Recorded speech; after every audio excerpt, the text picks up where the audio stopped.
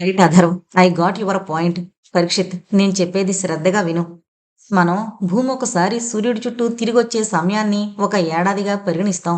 భూమి తన చుట్టూ తాను తిరగడాన్ని ఒక రోజుగా లెక్క వేసుకుంటాం. ఇక్కడ కూడా అదే పద్ధతిలో గణిస్తే కామెట్ ఫ్యూచరు తన ఆర్బిట్లో సూర్యుడి చుట్టూ ఒక రౌండ్ కొట్టే సమయాన్నే సంవత్సరం అనాలి. అది బహుశా సంవత్సర కాలం కంటే ఎక్కువ కాలం అయి ఉంటుంది.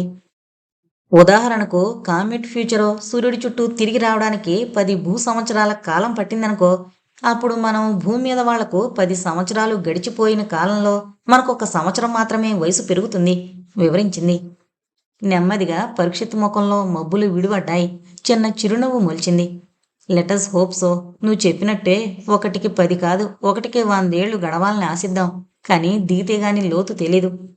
కానీ ఈ రకం రీజనింగ్ చేసినా కూడా మరో 2 ప్రమాదాలు నాకు తడుతున్నాయి. ఒకటో ప్రమాదం భూమివి, కామెట్లవి కాల ప్రమాణాలు ఏవైనా కానీ మన శరీరంలో మనదైన బాడీ క్లాక్ మనకుంటుంది. అది మీ అందరికీ తెలుసు. గడియారాలు, క్యాలెండర్లతో సంబంధం లేకుండా ఈ బాడీ క్లాక్ పని చేసుకుపోతూ ఉంటుంది. పశుపక్షాదుల్లో కూడా. ఆకలి దప్పులే కాదు, మన ఏజింగ్ ప్రాసెస్ కూడా, అంటే బాల్యం, యవ్వనం, వృద్ధాప్యం, మరణం ఇవన్నీ మన ప్రమేయం లేకుండా శరీర గడియారాలు, బాడీ క్లాక్స్ వల్ల నడుస్తుంటాయి కదా. ఈ విపరీత వేగంలో ఇప్పటి వరకు ఎవరూ కాలు పెట్టని కామెట్ వాతావరణంలో మన బాడీ క్లాక్స్ ఎలా పనిచేస్తాయో, అసలు పనిచెయ్యవో మనకేం సమాచారం లేదు. పరిశోధన చేసుంటే మనం స్పేస్లోకి వచ్చే ముందే ఈ విషయంలో కూడా మనకు ట్రైనింగ్ ఇచ్చి పంపేవారు. సరే, ఎక్కడైనా మన వయసు మళ్ళే ప్రక్రియ ఒకలాగే జరుగుతుంది అనుకుందాం. భూమి మీదలాగే సూర్యుడిని చుట్టూ రావడమే సంవత్సర కాలం గడవడానికి గుర్తు అనుకుందాం. అప్పుడు రెండో ప్రమాదం ఎదురవుతుంది. చెప్పనా వద్దా అన్నట్టు ఆగాడు పరీక్షిత్. మనో మౌనంగా అతనేం చెప్తాడా అన్నట్టు ఎదురు చూసింది. నువ్వు చెప్పేది నేను కొద్దిగా ఊహించగలను, కానీ నువ్వే చెప్పు. నేను అనుకుంటున్నదే నువ్వు చెప్తే ప్రమాదాలు రెండే. అలా కాక నువ్వు వేరేది చెప్తే నేను అనుకుంటుంది మూడో ప్రమాదం అవుతుంది. ముందు నువ్వే చెప్పు, ప్రమాదాలు రెండా మూడా అన్నది తేలిపోతుంది అన్నాడు అథర్వ్. ఈ విషయం జాగ్రత్తగా వినండి. కామెట్ ఫ్యూచరు 3 నిమిషాలకొకసారి సూర్యుడి చుట్టూ తిరిగేయగలదనుకోండి. అప్పుడు మన వయసు 3 నిమిషాలకొక సంవత్సరంగా ఎదిగిపోతుంది. ఇంకప్పుడు జరిగేది సర్వం మటాష్. మనో భయపడ్డట్టు చిన్న కేక పెట్టింది. నేను కూడా అదే అనుకున్నా. మనం ప్రస్తుతానికి ఈ 2 ప్రమాదాలనే ఊహించగలుగుతున్నాం. ప్రమాదాలు రెండే, 3 కాదు. సంతోషిద్దాం. వెర్రినవ్వు నవ్వుతూ ఇద్దరి ముఖాల్లోకి చూశాడు అథర్వ్. మనో ఇంకా భయంతో బిగుసుకుపోయే ఉంది. పరీక్షిత్తు చేసేదేముంది అన్నట్టు భుజాలు ఎగరేశాడు. గోల్డా, నువ్వేమంటావ్? అధర్వ మాటలు పూర్తి కానిలేదు. Success, great success. మనం కామెట్ ఫ్యూచరో మీద ల్యాండ్ అయ్యాం. మన స్పేస్ షటిల్ ఫ్యూచరో మీద వాలింది. Hurray, wonderful. సారథి షిమోన్ ఆనందంతో గట్టిగా కేకలు పెట్టారు. మనం మరణించేది ఇంకొన్ని నిమిషాల్లోనా, మరికొన్ని యుగాల్లోనా అన్న సంగతి ఇంకిప్పుడు తేలిపోతుంది అంటూ పరీక్షిత్తు గొణిగిన గొణుగుడు కేవలం అధర్వ మనోలు మాత్రమే విన్నారు. స్పేస్ షటిల్ పరీక్షిత్ తన మరణం గురించి గొణుగుతున్న సమయానికి 10 నిమిషాల ముందు స్పేస్ షటిల్ సకల్ పురాతన్ని అందుకొని అధిరోహించింది. సనాతన ఆనందంతో పిచ్చివాడైపోయాడు. మై డియర్ బాయ్స్, కమాన్. మనం రోదసిని జయించబోతున్నాం. ప్రకృతి దాచిపెట్టిన పురాతన రహస్యాలు ఛేదించబోతున్నాం. ముందు ముందు ఏ రకమైన ప్రమాదాలను ఎదుర్కోవాల్సి వస్తుందోనని కాస్తైనా చింత లేకుండా సనాతన అంతలా ఎగిరి గంతేసేయడం అతని చుట్టుపక్కల వారిని కూడా హుషారు చేసింది. ముందు ఏమైతే అయ్యింది, ఇప్పటికి ఈ విజయాన్ని సెలబ్రేట్ చేసుకుందాం అన్నట్టు అందరూ అతని ఉత్సాహంలో కలిశారు. మనకింక ఎదురు లేదు. మొత్తం సృష్టి ఇంకా మన చెప్పు చేతుల్లో ఉంటుంది. జేమ్సన్, యోగి, పాస్టర్ సనాతన మాటలకు నవ్వుకున్నారు. ఇది సైన్స్ ప్రపంచంలో అరుదైన ఘన విజయమే కానీ సనాతన అన్నట్టు ప్రకృతిని చెప్పు చేతల్లో పెట్టుకోగలిగినంతటి విజయమా కాదన్నది చరిత్రే నిర్ణయించాలి. సరే, అవన్నీ తర్వాత చూసుకోవచ్చు. ఇప్పటికీ ఆనందిద్దాం అని నిర్ణయించుకున్న వాళ్ళల్లా అందరూ తాము తెచ్చుకున్న రకరకాల స్టిమ్యులెంట్ ద్రావకాలు సేవించి సెలబ్రేట్ చేసుకున్నారు. ఆ స్పేస్ షటిల్లో పండగ వాతావరణం వెల్లువిరుస్తుండగా ఎర్త్ స్టేషన్ నుంచి అభినందన సందేశం వినిపించింది. Congrats space shuttle hearty congrats. Brihaspati గొంతు స్పీకర్లోంచి కంచులా మోగింది. సకల్ పురాతంతో పాటు రోదసిలో ముందు ముందుకు సాగుతూనే గతించిన కాలంలో చరిత్రను మీ గుప్పిట్లోకి తీసుకుని భూమి మీదకు తేండి. మీకు మళ్ళీ మళ్ళీ అభినందనలు. All the best. బృహస్పతి కంఠం ఆగిపోయింది. మరుక్షణం ఎర్త్ స్టేషన్తో కాంటాక్ట్ పోయింది. బృహస్పతి అభినందన సందేశానికి సమాధానంగా కృతజ్ఞత చెప్పాలని ఉత్సాహపడ్డ Sanatan, oh what a disappointment. బృహస్పతికి ఇక్కడ వాతావరణం గట్రాలని వివరించి అతనితో మాట్లాడదామనుకుంటే ఇంతలోనే ఇలా అవ్వాలా? డేవిడ్, ఎర్త్ స్టేషన్తో లింక్స్ మళ్ళీ ఎప్పుడు కలుస్తాయి? ట్రై చేస్తున్నా sir, but oh what is this? Jim చూడు, కంట్రోల్స్ అన్నీ సరిగ్గా ఉన్నాయా? ఏదో ఫెయిల్ అయింది. Quick control the ship. David తను ఎర్త్ స్టేషన్తో లింక్స్ కోసం బటన్స్ టకటకా నొక్కుతూ తన సహాయకుడు పైలట్ ఆస్ట్రోనాట్ జిమ్మిని హెచ్చరించాడు. అవును డేవిడ్, నేను నోటీస్ చేశాను. స్పీడ్ కంట్రోల్స్లో ఏదో టెక్నికల్ ఎర్రర్ చూస్తాను. కరెక్ట్ చేయడానికి ప్రయత్నిస్తూ అప్రమత్తంగానే ఉన్నానని సూచించాడు జిమ్. నిజానికి సకల్ పురాతన మీద ల్యాండ్ అయ్యాక స్పేస్ షిప్లో ఉన్న మొత్తం క్రూ వంతుల వారీగా విశ్రాంతి తీసుకోవాలి. ముందు ఛాన్స్ పైలట్ ఆస్ట్రోనాట్స్ ఇద్దరిది. తీరా ఇంత సాధించాక సాంకేతిక లోపాలు తలెత్తాయి. పైగా ఎర్త్ స్టేషన్ నుంచి గైడెన్స్ తీసుకుందామంటే వీల్లేకుండా లింకులు కూడా పోయాయి. జిమ్, డేవిడ్ నిరాశగా ఒకరి ముఖంలోకొకరు చూసుకున్నారు. ఇంకా చేసేదేముంది అన్నట్టు భుజాలు ఎగరేశాడు జిమ్. ప్రొఫెసర్ సనాతన్, మన యంత్రాల్లో చిన్న టెక్నికల్ లోపం తలెత్తింది. మేం రిపేర్ చేయడానికి ప్రయత్నిస్తాం. మీరు నలుగురు ఒకరి తర్వాత ఒకరుగా విశ్రాంతి తీసుకోండి. మా వర్క్ పూర్తయ్యాక మేం విరామం తీసుకుంటాం అనౌన్స్ చేసి పనిలో మునిగిపోయాడు డేవిడ్. అందరిలోకి సనాతన్ సీనియర్ కాబట్టి అతన్ని మొదట నిద్రపోమన్నారు మిగిలిన వాళ్ళు. అతను తనని తాను బెల్ట్తో పొజిషన్లో బిగించుకుని తక్షణం నిద్రలోకి జారుకున్నాడు. యోగి ఆర్బిటార్ విండోలోంచి బయటకు చూశాడు. సకల్ పురాతనం వింత శోభను వెదజల్లుతోంది. మరలిరాని మరుపురాని మధుర స్మృతిలాగా మనోజ్ఞంగా ఉంది ఆ గ్రహ శకలం. జేమ్సన్, మనం బయటకు వెళ్ళి ఈ ఆస్ట్రాయిడ్ని పరిశీలిద్దామా అన్నాడు. జేమ్సన్, పాస్టర్ ఓకే అంటూ రెడీ అయ్యారు. డేవిడ్, మేం కాసేపు ఏదైనా ఎక్స్ట్రా వెహికులర్ యాక్టివిటీ చూసుకుని వస్తాం అన్నాడు యోగి. కాసేపు అలా బయటికి వెళ్ళొస్తాను అని రూమ్మేట్తో చెప్పినట్టు చెప్పాడు. నో, డేవిడ్, జిమ్ ఒకేసారి గావుకేక పెట్టారు. ఉలిక్కి పడ్డారు యోగి, జేమ్సన్, పాస్టర్. స్పేస్ షటిల్ వా, అక్కడ మార్స్ మీద స్పేస్ షిప్ వా ల్యాండ్ అయింది. వర్ధమాన్, వ్యాస్, ముష్ స్పేస్ షిప్లోంచి బయటకొచ్చారు. తేలుతూ స్థిరత్వం కోసం ఇబ్బంది పడుతూ మౌనంగా కళ్ళకి కనబడినంత మేర నిశితంగా చూస్తూ తేలుతూ ముందుకు వెళుతున్నారు. ఇంతకు ముందు చంద్రగ్రహం మీద వచ్చిన అదోలాంటి భయం, ఈరీ ఫీలింగ్ ఇక్కడ రావట్లేదు కదూ వర్ధమాన్? వ్యాస్ కాస్త రిలాక్స్ అవుతూ అన్నాడు. అవును సార్, మార్స్ గ్రహం నా ఫేవరెట్ గ్రహం సార్, వర్ధమాన్ అన్నాడు. వ్యాసు చిన్నగా నవ్వాడు.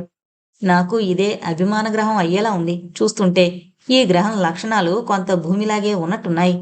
తేలుతున్న శరీరాన్ని కంట్రోల్ చేసుకుంటూ అన్నాడు వ్యాస్. పోలికలైతే ఉన్నాయి. ఇక్కడ ఉపరితలానికి కిందుగా గెడ్డ కట్టుకున్న ఐసు డిపాజిట్లున్నాయి. ఇక్కడ ధూళిలో పేర్క్లోరేట్ అనే కెమికల్ కాంపౌండ్ ఉంది. ఈ పేర్క్లోరేట్ మన భూమి మీద ఉంటుంది. మొక్కలు, సూక్ష్మజీవులు అప్పుడప్పుడు ఉపయోగించుకునే కెమికల్ అది. కాల్షియం కార్బోనేట్ కూడా ఉన్నట్టు దాఖలాలున్నాయి. దాన్నే వాడుక భాషలో లైమ్ స్టోన్ అంటాం. ఈ మార్స్ మీద ధూళి ఘనీభవించిన సముద్రపు నీరులా ఉంటుంది. అందుకే శతాబ్దాలుగా సైంటిస్టులు ఇక్కడ ఒకప్పుడు ప్రాణులు ఉండేవని భావిస్తుంటారు. వర్ధమాన్ తన అభిమాన సబ్జెక్ట్ మీద ఉపాధ్యాయుడిలా లెక్చరిస్తూ ముందుకు సాగాడు. ఓ వర్ధమాన్, నాకు కూడా చాలా ఇష్టమైన ప్లానెట్ ఇది, ముష్ అందుకున్నాడు. ప్రొఫెసర్, మార్స్ మన భూమిలాగే తన చుట్టూ తను తిరిగి సూర్యుడి చుట్టూ తిరుగుతుంది తెలుసా? తెలుసు, కానీ మన భూమి మీద రోజుకి మార్స్ మీద రోజుకి తేడా ఎంతో తెలీదు అన్నాడు వ్యాస్. భూమి మీద రోజు కన్నా మార్స్ మీద రోజు 2.7% ఎక్కువ. It's longer than earth day చెప్పాడు వర్ధమాన్. ముషు అందుకున్నాడు. మార్స్ మీద రోజును సోలార్ డే అంటారు, క్లుప్తంగా సోల్ అంటుంటారు.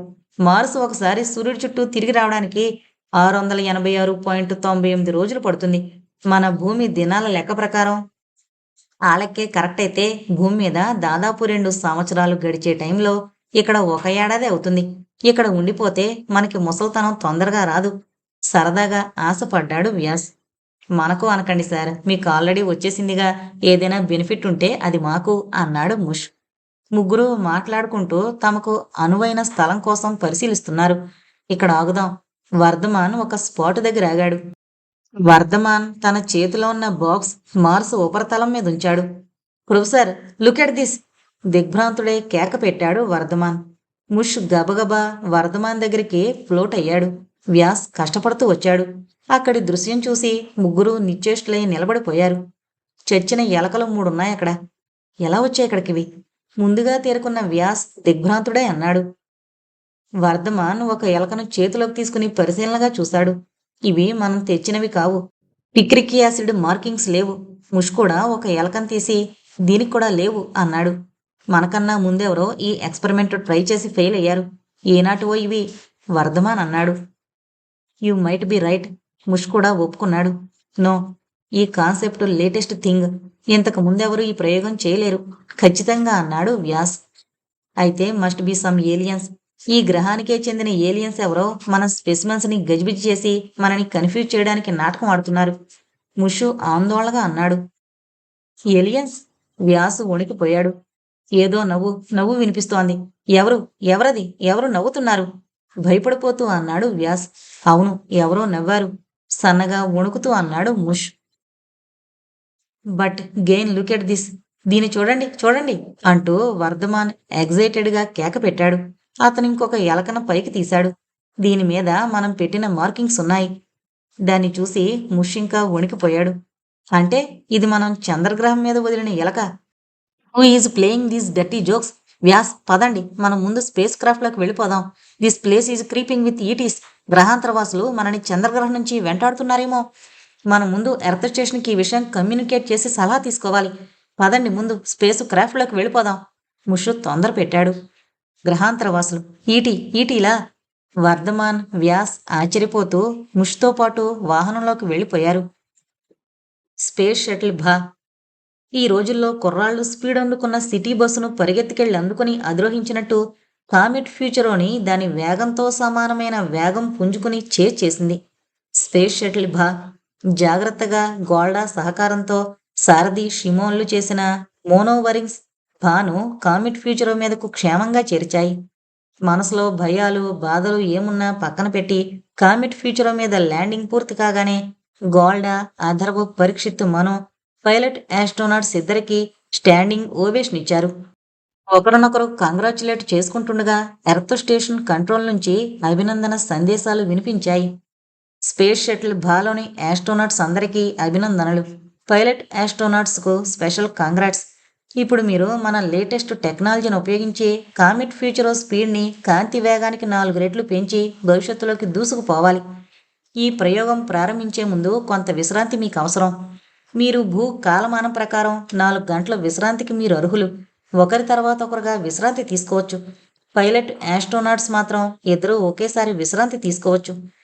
మొత్తం అందరూ విశ్రాంతి తీసుకోవడం అయ్యాక ప్రయోగాలు ప్రారంభించవచ్చు. మీకు మరొకసారి హార్దికాభినందనలు. All the best. బృహస్పతి గొంతుతో వినిపించిన సందేశం ఆగిపోయింది. అందరూ మరోసారి చీర్స్ చెప్పుకొని ఆనాటి ఆస్ట్రోనాట్ సాంప్రదాయం ప్రకారం కొద్దిగా న్యూట్రియంట్స్ కలిపిన స్టిమ్యులెంట్స్ సేవించి విజయోత్సాహాన్ని తెలుపుకున్నారు. సారథి, షిమోన్ పూర్తిగా రిలాక్స్ అయిపోయారు. ఆల్ రైట్ ఫ్రెండ్స్, విన్నారుగా ఎర్త్ స్టేషన్ సందేశం. మేము మిషన్స్ అన్నింటినీ ఆటో మోడ్లో పెట్టేసి విశ్రాంతి తీసుకుంటాం. మీరు వంతుల వారీగా డ్యూటీలు చేయండి. మేం ఇప్పటి వరకు పడ్డ టెన్షన్లు, శ్రమ తీరాలంటే అర్జెంటుగా ఒళ్ళు తేలిని నిద్రలోకి జారుకోవాలి. అందుకు దీని సహకారం తప్పకుండా కావాలి అంటూ ఈ పర్పస్ కోసమే వారికి ఇవ్వబడిన కాన్సన్ట్రేటెడ్ ఆల్కహాల్ టాబ్లెట్స్ బయటకు తీశారు. ఇద్దరూ చెరుకు మింగి మిగిలినవి మీరెవరైనా వాడుకోవచ్చు అని చెప్పి తమ తమ స్లాట్స్లోకెళ్ళి తక్షణం గాఢంగా నిద్రపోయారు. ఆర్బిటార్ విండోలోంచి కామెట్ ఫ్యూచరో వెదజల్లుతోన్న కాంతులు నయన మనోహరంగా ఉన్నాయి. కాసేపు ఆ దృశ్యం చూస్తూ విశ్వాంతరాల సౌందర్యం ఆస్వాదిస్తూ గడిపింది మనో. కళ్ళు తిప్పుకోలేకపోతున్నాం కదూ ఆ కనబడుతున్న సౌందర్యం వీక్షిస్తుంటే. వెనక నుంచి మాటలు వినబడి ఉలిక్కిపడి అటు తిరిగింది మనో.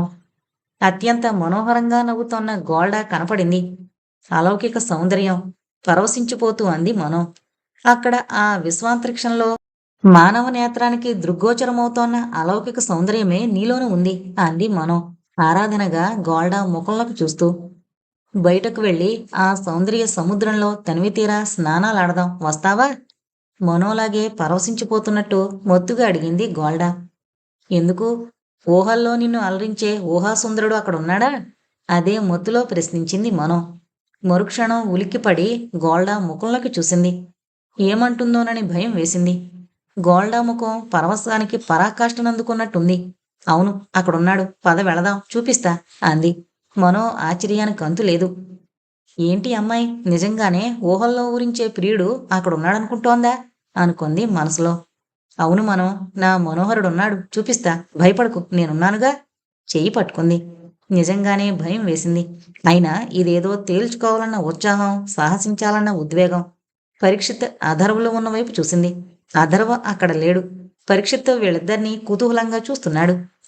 నువ్వు రావచ్చు అంది గోల్డా. హిప్నటైజ్ అయినట్టు వాళ్ళిద్దరినీ అనుసరించాడు పరీక్షిత్.